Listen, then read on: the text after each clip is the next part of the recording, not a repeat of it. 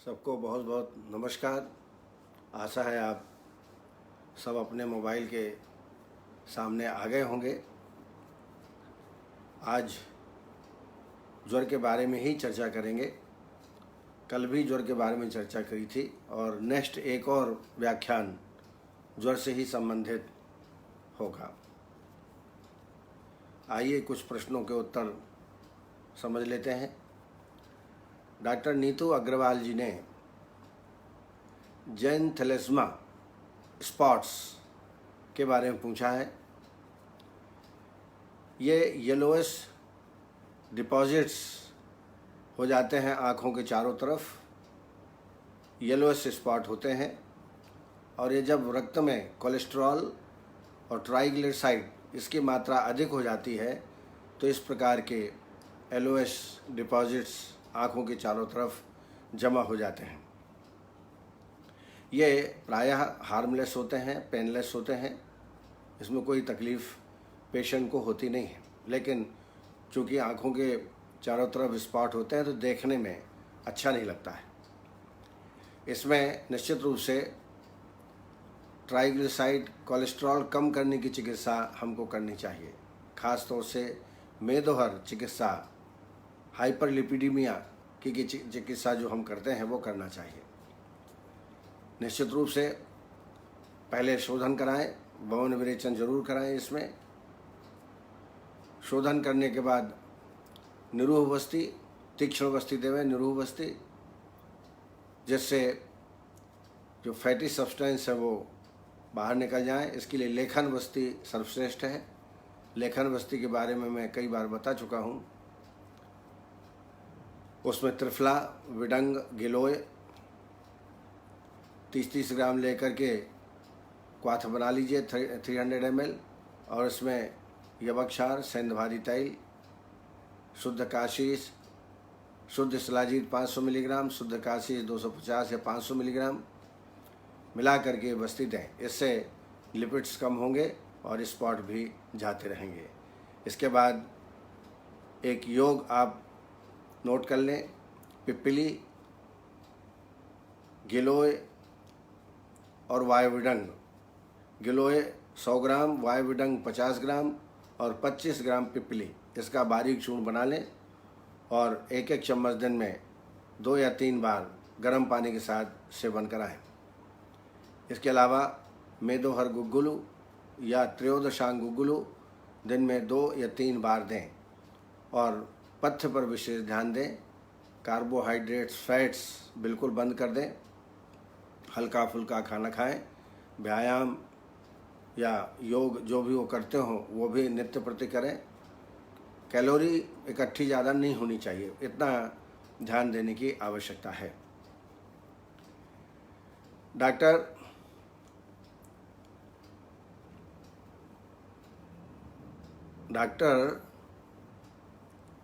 नाम थोड़ा समझ में आ रहा है, डॉक्टर रिया ने पूछा है आर्य के कारण और निवारण। ईडा रिया, नाम थोड़ा स्पष्ट नहीं है। तो रूमेटॉइड आर्थराइटिस के बारे में पूरा एक व्याख्यान हो चुका है। कृपया वो व्याख्यान आप प्राप्त कर लें तो आपको पूरा कारण सहित चिकित्सा के बारे में आपको ज्ञात हो जाएगा। आप लाइन ऑफ ट्रीटमेंट अवश्य ध्यान रखें। आम बात का, रूमेटॉइड आर्थराइटिस का, लंघनम, स्वेदनम, तिक्तम, दीपनानी कटूनि च विरेचनम स्नेहपानम वस्तिश्चाम मारते सैन्धवाद्येन अनुमासस्य क्षारवस्ति प्रशस्यते आम वाते पंचकोल सिद्धम पानान्नम मिश्रते रुक्षाशोदो विघातव्यो बालुका पुटकई सथा। पंचकोल क्वाथ का बार बार सेवन कराना है आपको। इसमें विरेचन कराना है, क्षारवस्ति देना है और फिर इसके बाद आम बात की जो शमन चिकित्सा है वो आपको प्रारंभ करना है। इसमें बस्ती, वैतरणी बस्ती और एरंडमूलादि बस्ती और पंचकोल क्षार बस्ती ये ज़्यादा उपयोगी है। कल्प विधि से एरंड तैल का भी प्रयोग मैंने बताया था। 10 ml से चालू करें, 50 ml तक ले जाएं, 50 ml से फिर 10 ml तक घटाएं। ऐसे 2-3 कोर्स करें और इस दौरान लघु आहार पेशेंट को दें तो निश्चित रूप से आम बात में आप विजय प्राप्त कर सकते हैं। के.एन. गांगवार जी ने लिवर हेमेंजियोमा के बारे में पूछा है, ट्रीटमेंट के बारे में पूछा है। पहले समझ लें कि लिवर हेमेंजियोमा होता क्या है। ये एक्चुअली नॉन कैंसरस मास होता है जो कि लिवर में कहीं भी ये उत्पन्न हो जाता है। यह ब्लड वेसल्स के एक प्रकार से ब्लड वेसल्स का गुच्छा बन जाता है, टैंक जिसको कहते हैं। इसके कोई विशेष लक्षण उत्पन्न नहीं होते तथा चिकित्सा की भी कभी कभी आवश्यकता नहीं पड़ती है, लेकिन कभी कभी छाती के ऊपरी भाग में वेदना होती है। थोड़ा खा लें तो ऐसा लगता है मैंने बहुत खाना खा लिया, तृप्ति महसूस होती है। कभी कभी नासिया और वोमिटिंग भी हो सकता है, लेकिन कोई ऐसी व्याधि नहीं है कि आपको बहुत तकलीफ उठाना पड़े। एक्चुअली यह व्याधि कंजेनाइटल है और कारण भी अज्ञात है। एलोपैथी में कोई इसकी मेडिसिन नहीं है और सिर्फ ऑपरेशन से ठीक हो सकता है, लेकिन चूँकि तकलीफ़ नहीं है, कोई विकृति नहीं होती, इसलिए ज़्यादा परेशान होने की आवश्यकता इसमें नहीं है। वीणा पाठक जी ने यूरिनरी इनकंटिन्यूएंस इन लेडीज़, ये जो स्थौल्य के रोगी होते हैं, मोटापा, मेदस्वी व्यक्ति, उनमें ये कठिनाई ज़्यादा होती है। तो सबसे पहले मेदहर चिकित्सा आपको करना है। गुरुः चापतर्पणम चेष्टम स्थूलानाम कर्षणम प्रतिकृषानाम ब्रह्मणार्थम च लघुशंतर्पणम च दत्त। स्थूल रोग में जो चिकित्सा बताई है वो करना है। और इसके साथ साथ आप नियो या अग्नितुंडी भट्टी, इनका 2-2 गोली दिन में 3 बार प्रयोग करें, 2 बार करें कम से कम। और रात्रि में पानी कम पिएं भी तो गर्म पानी पिएं। और निश्चित है इसमें आपको मेदोहर चिकित्सा करनी है। बहुत ज़्यादा तकलीफ हो तो वात कुलांतक रस 60 मिलीग्राम, योगेंद्र रस 60 मिलीग्राम और गिलोय सत्र 250 मिलीग्राम, ये एक खुराक है। ऐसे दिन में 3 बार ये पुड़ियाँ देवें और साथ में नियो 2 गोली सुबह 2 गोली शाम को देवें। सुमित यादव जी ने विटामिन B12 कम हो जाता है तो उसका ट्रीटमेंट क्या करना चाहिए। तो आपको मालूम है कि विटामिन B12 ज़्यादातर मीट में, मछली में और जो एग्स हैं, मुर्गियां हैं और डेयरी मिल्क, दूध है, डेयरी प्रोडक्ट हैं, उनमें B12 की मात्रा अधिक होती है। इनका सेवन आपको करना चाहिए। इसमें एनीमिया हो जाता है, RBC बहुत ही कम संख्या में हो जाती है, नर्वस सिस्टम भी इसमें इफेक्टेड हो सकता है। ऐसी अवस्था में आमल की रसायन 5 ग्राम दिन में 3 बार, ब्राह्मी रसायन 1-1 चम्मच दिन में 2 बार और पर्याप्त मात्रा में दुग्ध का सेवन और एग्स का सेवन करें तो B12 की कमी जो है वो दूर हो सकती है। नितिन महाजन जी ने पूछा है हाइपोथायराइडिज्म के बारे में। इसके बारे में भी कई बार चर्चा की जा चुकी है। हाइपरथायराइडिज्म में पित्त का अनुबंध होता है और हाइपो में कफ का। इसको मन में रखते हुए, इस सिद्धांत को मन में रखते हुए आप ट्रीटमेंट करें, रोगी को निश्चित आराम प्राप्त होगा। सुमित यादव जी ने स्किन ब्लैकिश हो जाए तो क्या करना चाहिए। अब स्किन क्यों ब्लैकिश हो रही है इस पर आपको ध्यान देना है। धूप के कारण हो रहा है, कोई एलर्जी हो रही है, कारण को देखते हुए आपको ट्रीटमेंट इसमें करना चाहिए। फिर भी जो एक सिद्धार्थक स्नान मैं हमेशा बताता हूँ, कुष्ठ अध्याय में इसका वर्णन है, आप देख लीजिए वहाँ पर। मुस्तमदनम त्रिफलाकरंज आरगवद कलिंग यवाह दारवी सप्तपर्णाः सिद्धार्थकम नाम चायति। ये सिद्धार्थक औषधियों से आपको स्नान पेशेंट को कराना चाहिए, इससे काफ़ी आपको रिलीफ होगा। इसके अलावा उत्सादन, जिसको हम उपटन कहते हैं, हल्दी का चिरौंजी और गुलाब जल मिला करके उपटन कराएं, इससे भी रोगी को आराम मिलेगा। कॉन्स्टिपेशन हो तो कॉन्स्टिपेशन दूर करें ताकि टॉक्सिक मटेरियल शरीर में ज़्यादा इकट्ठा ना हो पाए। आवश्यकता अनुसार निरोह वस्ती का सेवन कराएं और निरंतर खदिर का सेवन कराएं। खदिर बटी आती है या खदिरा रिष्ट, 4 चम्मच दवाई 4 चम्मच पानी भोजन के बाद, और आरोग्यवर्धनी का भी सेवन आप इसमें करा सकते हैं। सुशील जायसवाल जी ने पूछा है कि लाइफ टाइम ऐसी कौन सा रसायन है जिसको लेने से हमेशा अच्छा लगे। तो मैं सबको एक चरक का जो रसायन अध्याय में वर्णन है उसमें से एक योग मैं आपको बताता हूँ, बहुत सिंपल है। शतावरी और मुलहठी दोनों बराबर बराबर मात्रा में रख लीजिए और 1-1 चम्मच दिन में 2 बार ब्राह्मी रसायन के साथ लीजिए, तो रसायन के गुण आपको निरंतर आपको प्राप्त होते रहेंगे। आमल की रसायन 5-5 ग्राम दिन में 2-3 बार, और ब्राह्मी रसायन ये आप बिल्कुल बराबर लेंगे तो इसमें किसी प्रकार का नुकसान नहीं होगा। तो 3 योग मैंने बताए, मुलैठी शतावरी का इक्वल क्वांटिटी में चूर्ण बनाकर प्रयोग, आमल की रसायन ये बाज़ार में मिल जाता है, और ब्राह्मी रसायन, ये तीनों रसायन ऐसे हैं कि नित्य प्रतिदिन लेने योग्य हैं और इससे निश्चित रूप से दीर्घम आयु स्मृति मेधा आरोग्यम तरुणम वयः प्रभावन सुरोदारम देहेन्द्रिय बलप्रदम वाक्सिद्धिम प्रणतिम कांतिम लभते न रसायनात् लाभोपाय सस्तानाम रसादीनाम रसायनम। लेकिन ये गुण 6 माह के बाद ही प्राप्त होते हैं। लगातार आप 3 वर्ष तक लगातार लें, और आपका तो विचार आजीवन लेने का है तो और अच्छी बात है, लेकिन रिजल्ट जो है 6 माह के बाद इसमें प्राप्त होते हैं। विनीत कुमार जी ने प्रमेह के साथ स्थौल्य, ये दोनों एक दूसरे के पूरक है।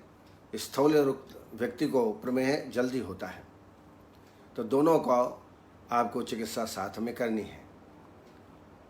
ये कहा है स्थूला प्रमेय ही बलवान है, कहा प्रशस्त है, कहा परिदुर्बल से संब्रह्मणम तप्त कृष्ण कारम संशोधनम दोष बलाधिक।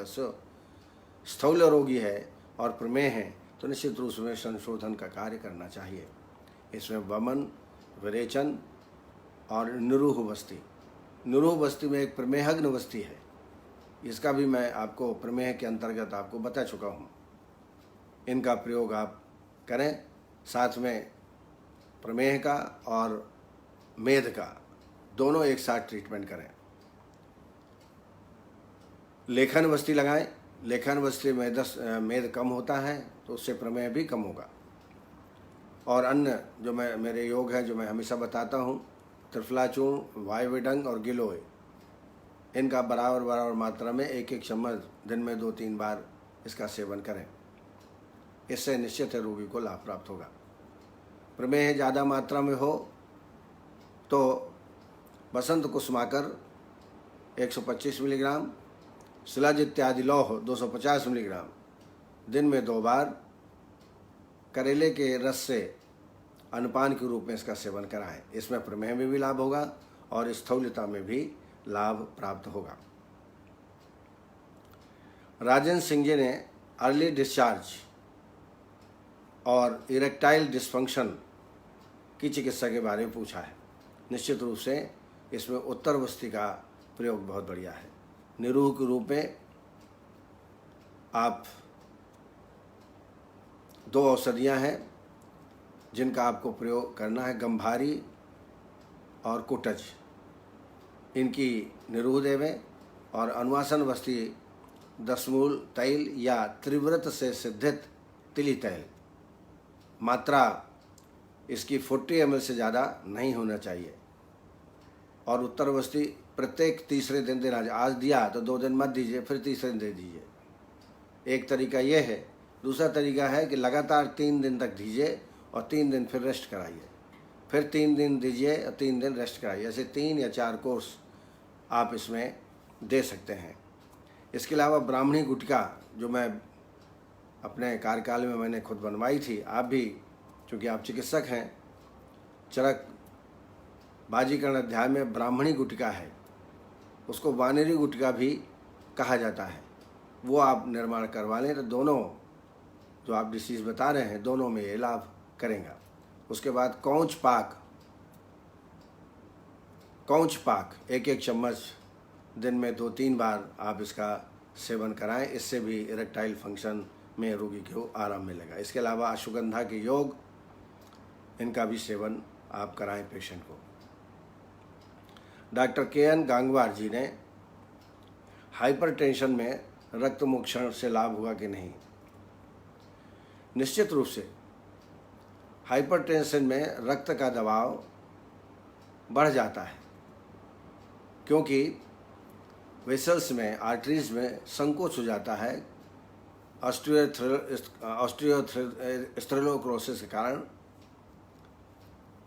हाइपरलिपिडीमिया के कारण मार्ग में संकोच हो जाता है, तो उसमें दबाव रक्त का ज़्यादा बढ़ता है। तो निश्चित रूप से यदि रक्त मोक्षण आप कराएंगे तो निश्चित रूप से पेशेंट को आराम प्राप्त होगा। सुशील जायसवाल जी ने पूछा है पोस्ट थेरेपेटिक न्यूरल्जिया, इसके बारे में जानकारी उन्होंने चाहिए। पहले ये समझ लें कि ये डिसीज़ क्या है। पोस्ट थेरेपेटिक न्यूरल्जिया, जब व्यक्ति को चिकन पॉक्स या हर्पिस जोस्टर होता है तो आपने देखा होगा बड़े चमकदार स्फोट, जैसे दाह हो जाए, जल जाए और वो स्फोट पैदा होते हैं, वैसे उत्पन्न हो जाते हैं। इनको सिंगल्स कहा जाता है। और ये जो रोग है चिकन पॉक्स वगैरह जो मैंने बताया वो वायरस के कारण होते हैं, आप जानते हैं। और इन्हीं का कॉम्प्लिकेशन है ये पोस्ट थेरेपेटिक न्यूरल्जिया। इसमें जब ब्लिस्टर ख़त्म हो जाते हैं तब दाह युक्त वेदना उत्पन्न होती है। इसका प्रभाव त्वचा में स्थित नर्व्स पर पड़ता है और नर्व में जब इन्फ्लेमेशन हो जाता है तो दाह युक्त वेदना उत्पन्न होती है। 60 वर्ष के ऊपर के व्यक्तियों में ये रोग अधिक पाया जाता है। यानी कहने का तात्पर्य है कि चिकन पॉक्स या हर्पिस जोस्टर का एक प्रकार से ये व्यापक है। तो हर्पिस जोस्टर का जो ट्रीटमेंट है वो तो करना ही चाहिए। साथ में एक चूर्ण बनवा लीजिए, गिलोय, अश्वगंधा और शतावरी। गिलोय, अश्वगंधा, शतावरी बराबर मात्रा में चूर्ण बना लीजिए और 1-1 चम्मच दिन में 3 बार पेशेंट को दीजिए।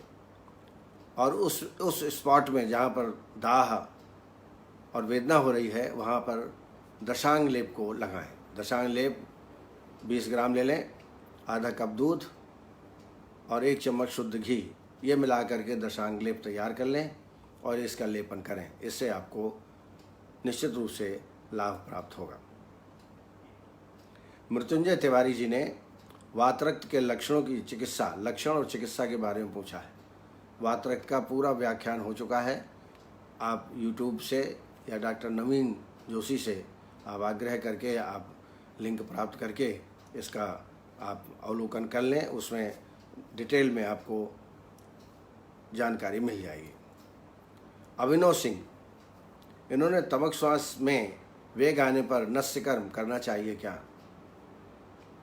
वेग आने पर मैंने तमक श्वास की चिकित्सा में मैंने बताया था कि लहसुन सुरस या प्याज का सुरस 6-6 बूंद दोनों नासा में प्रति आधा घंटे या 1 घंटे बाद देना चाहिए। इससे वेग कम हो जाते हैं, वेग में आराम होता है। इसके अलावा वक्ष प्रदेश में लवण युक्त तैल से अभ्यंग करें और अभ्यंग के बाद पिंड श्वेत या नाड़ी श्वेत करें, इससे भी रोगी को जल्दी आराम प्राप्त होता है। तीसरा, सोमलता फांट। सोमलता एक औषधि है, इसका फांट तैयार कर लें। फांट माना एक बॉयल करने के बाद उसको छानने में, और इसको हर 2-2 घंटे में आप इसका 1-1 कप या आधा कप का सेवन करें गरम गरम, तो निश्चित लाभ प्राप्त होगा। और उष्ण जल में हमें हमेशा पेशेंट को रखना है। प्रयास करें कि शुंठी से सिद्ध कर दें जल को और उसी का दिन भर सेवन करें, तो निश्चित रूप से वेग भी कम आएंगे और पेशेंट को तकलीफ भी नहीं होगी।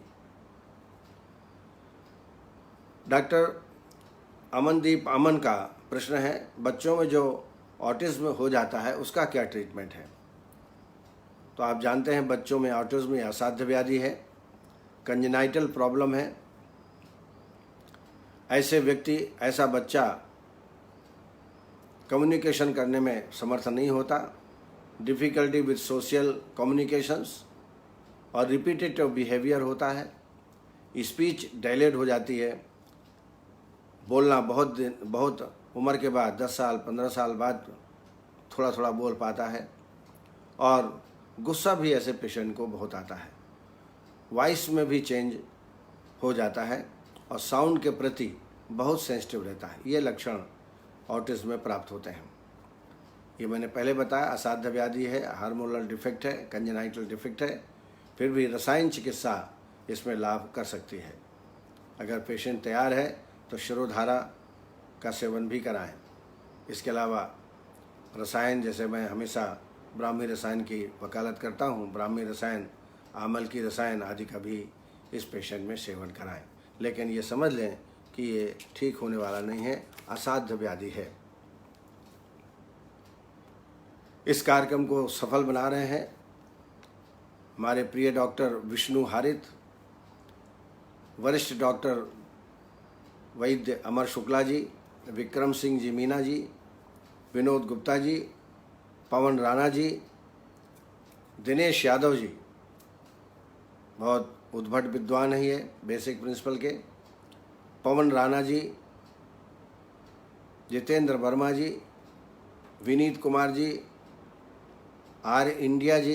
एक्चुअली ये नाम नहीं है उनका, आज मेरे उनसे बात हुई, बहुत ही अच्छे चिकित्सक हैं आनंद में, वो कंपनी का नाम है आर इंडिया।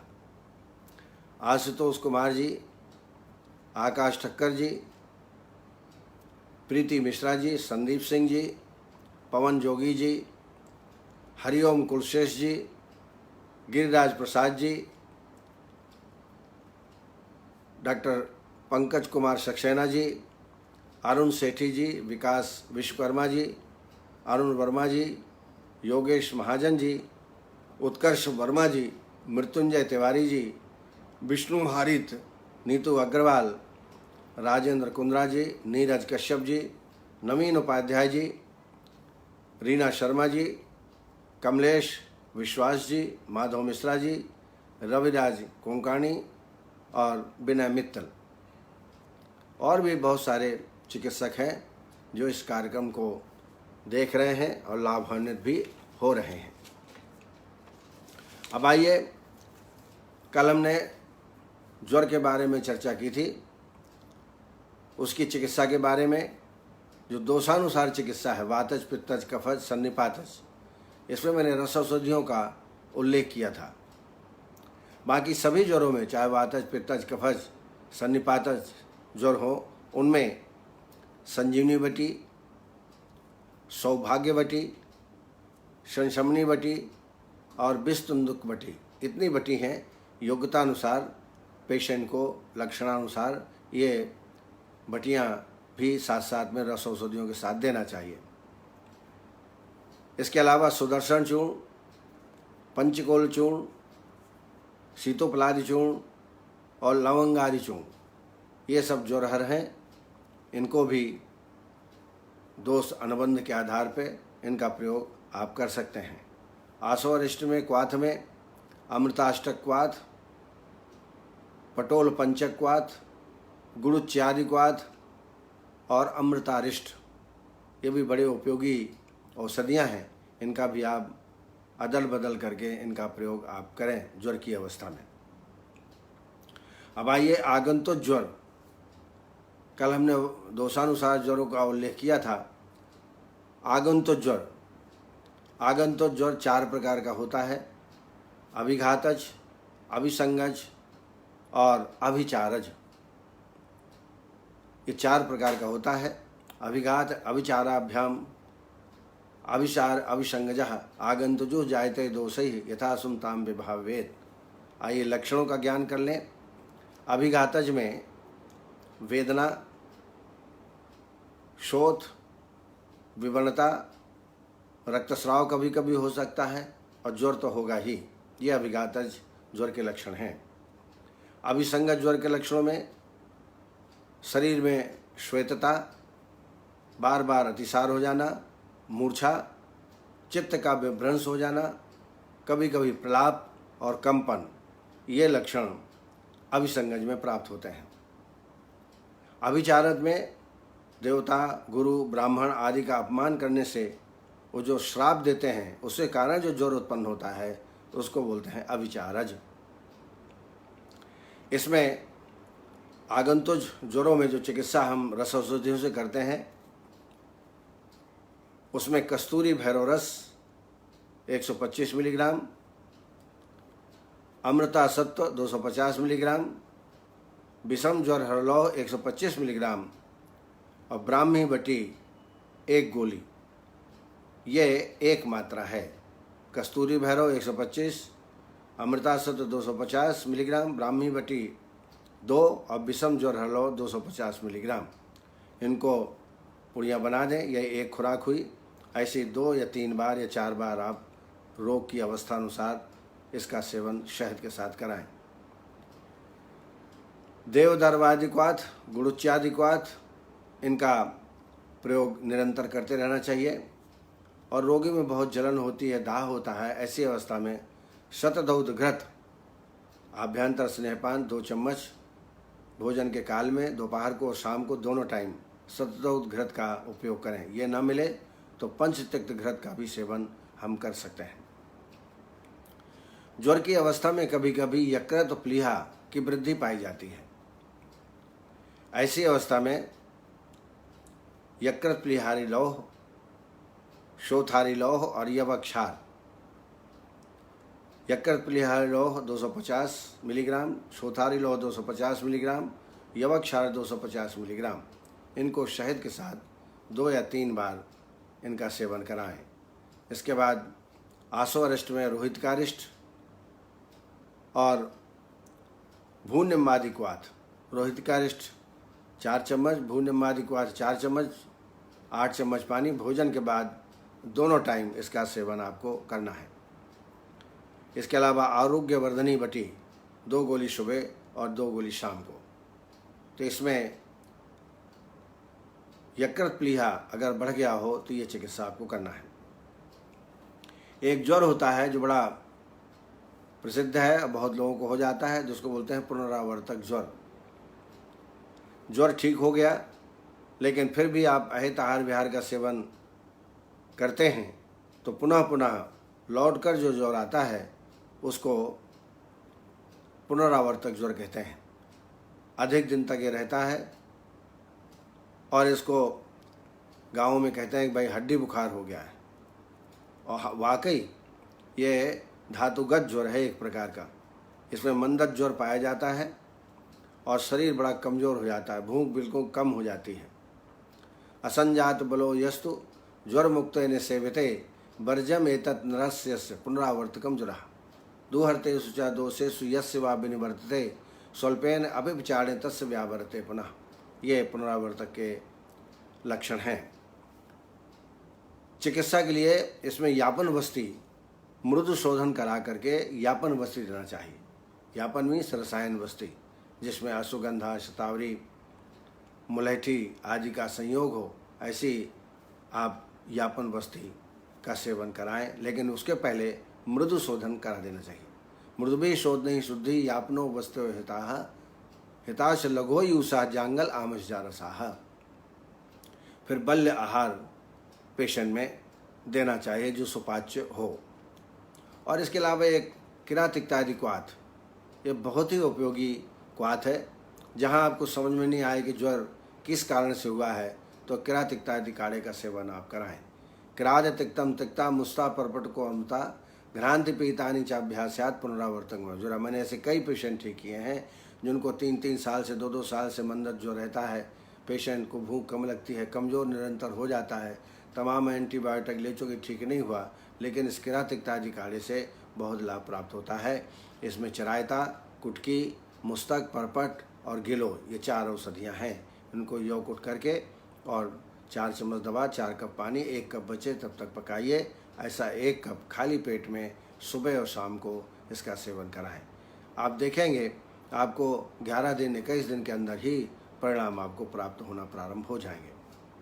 रस औषधियों में सर्वज्वर हरलौह 250 मिलीग्राम, स्वर्ण बसंत मालती रस 60 मिलीग्राम और गोदंती 250 मिलीग्राम। सर्वज्वर हरलौह 250 मिलीग्राम, स्वर्ण बसंत मालती 60 मिलीग्राम, गोदंती 250 मिलीग्राम। ये दिन में 2 या 3 बार शहद के साथ आप पेशेंट को चटाएं।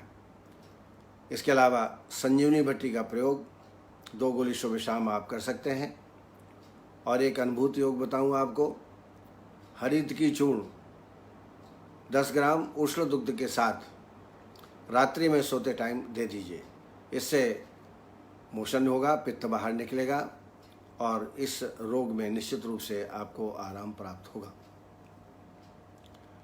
अब आइए विषम ज्वर के बारे में चर्चा करते हैं। विषम जैसे नाम से स्पष्ट है, विषमो विषमारंभ क्रिया कालानुसंगमान। इसकी आरंभ अंत अनिश्चित होता है, तीव्रता भी कभी ज़्यादा कभी कम ये बनी रहती है। इस प्रकार के लक्षण इसमें प्राप्त होते हैं। इसकी संप्राप्ति में मिथ्याहार विहार सेवन करने से दोषों का प्रकोप, लीन दोषों का पुनः प्रकोप, रस रक्त आदि में इनका संचय होता है और संचय होने से विषमारंभ क्रियाकाल पूर्वक ज्वर की उत्पत्ति होती है। उसको विषमज्वर ज्वर कहते हैं। 200 अल्पो अहित संभूतो ज्वरो उत्सृष्ट व पुनः धातुम अन्य तमम प्राप्ति करोति विषमज्वरः। 200 अल्पो अहित संभूतो, 200 अल्प मात्रा में है लेकिन आपने अहित आहार विहार का निरंतर सेवन किया तो विषम ज्वर की उत्पत्ति हो सकती है। चरक ने संतत, सतत, अन्य दुष्ट, तृतीयक और चतुर्थक ये 5 प्रकार के विषमो ज्वरों का उल्लेख है और इन ज्वरों के लिए पृथक पृथक एक क्वाथ का वर्णन किया गया है। आप ज्वर अध्याय में जरूर देख लें, ये बड़े श्रेष्ठ क्वाथ हैं। अगर आप ये समझ लेते हैं कि संतत, जैसे मैं बताऊं लक्षण क्या होते हैं। संतत में 7 दिन, 10 दिन, 12 दिन तक निरंतर ज्वर उत्पन्न होता है। 7 दिन तक ज्वर रहे तो वातोल्बण सन्निपातक ज्वर या वातोल्बण विषमज्वर ज्वर कहना चाहिए और 10 दिन तक लगातार ज्वर रहे तो पित्तोल्बण विषमज्वर ज्वर आपको कहना चाहिए और 12 दिन अगर ज्वर रहे तो पित्तोल्बण सन्निपातक ज्वर या पित्तोल्बण विषम ज्वर जानना चाहिए। आइए लक्षण भी देख लें ताकि चिकित्सा में कोई परेशानी न जाए। तो संतत में लगातार ज्वर होना है 7 दिन, 10 दिन, 12 दिन तक, और सतत में दिन व रात में कुल 2 बार ज्वर आता है, अर्थात दिन में 2 बार ज्वर आए तो समझ लीजिए सतत ज्वर है। अन्य दुष्क दिन रात में केवल 1 बार 24 घंटे में 1 बार ज्वर आए उसको अन्य दुष्क कहते हैं।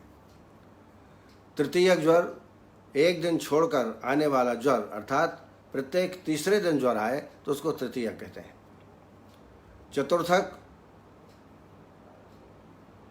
चतुर्थक में 2 दिन के अंतराल से, अर्थात प्रति 14 दिन ज्वर आए तो उसको चतुर्थक कहा जाता है। इनके लिए मैंने पहले बताया कि बहुत ही प्रसिद्ध काढ़े हैं, एक लाइन में दिए हुए हैं। आप इसको चरक ज्वर अध्याय में जरूर देख लें।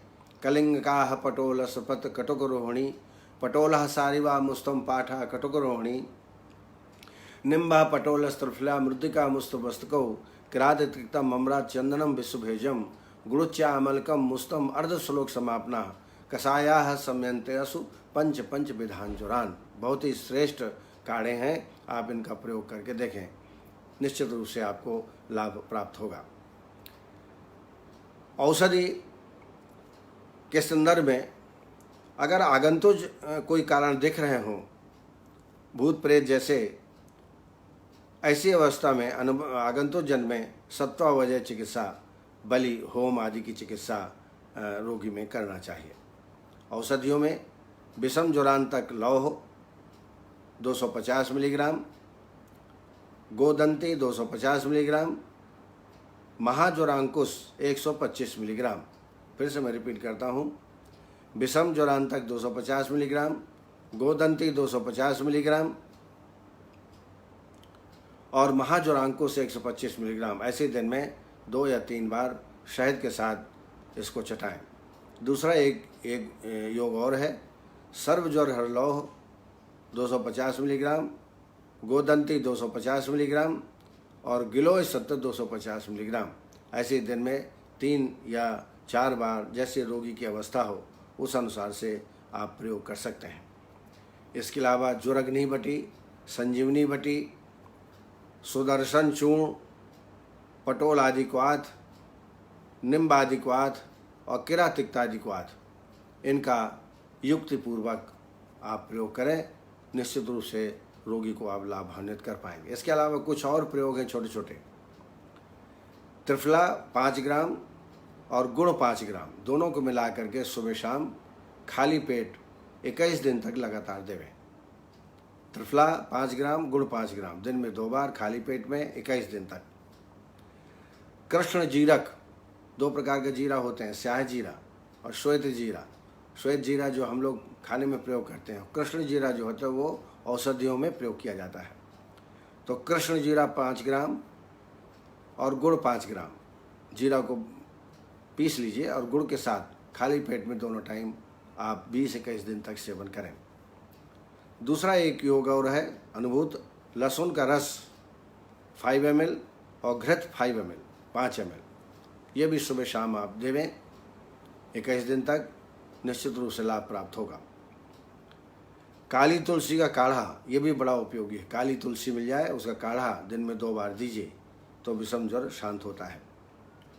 दूसरा एक और है, गाय का दुग्ध 50 ml उष्ण होना चाहिए और इसमें तिली तेल 20 ml, 50 ml गोदुग्ध गरम और तिली तेल 20 ml डाल करके दोनों टाइम पिलाएं। ये जो मैंने योग बताए हैं वो सबको एक साथ नहीं देना है।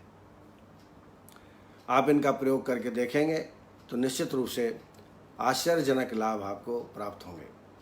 तो आज हम यहीं तक बात करते हैं, मैं अपनी वाणी को विराम देता हूँ। कल फिर जो ज्वर में जो और बच गया है, जैसे डेंगू फीवर है, टाइफाइड फीवर है, उसको हम आयुर्वेद के अनुसार से कैसे समझेंगे और क्या ट्रीटमेंट देंगे, इस पर हम चर्चा करेंगे।